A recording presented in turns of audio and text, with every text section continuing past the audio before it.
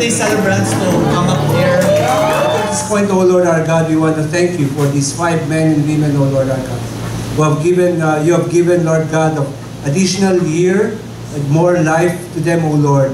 Father, we pray that you may bless them. Magandang gabi sa inyong lahat. Maraming salamat, Pep, sa iyong nakakatabang puso na magpapakilala.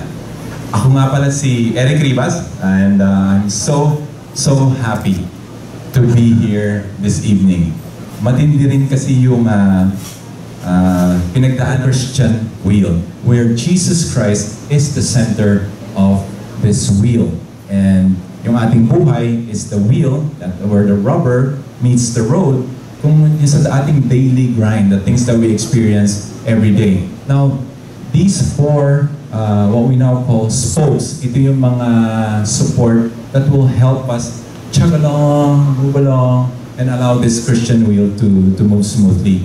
Will it work kung wala yung isa? Maybe, but not for too long. Magsasuffer siya eventually. Those of you who are familiar with the workings of a wheel, kahit nasa kotse yan or sa bisikleta, pagka may sira yung isang spoke, apektado yung performance ng paggalaw. So, I encourage you to spend time developing these different areas of your Christian life. If your prayer and your hope is to develop that relationship with the Lord.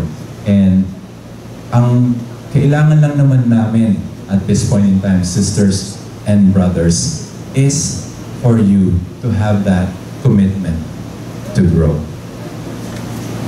Just that commitment. In my relationship with the Lord, in my walk with the Lord, is because of brothers and sisters in community. Welcome to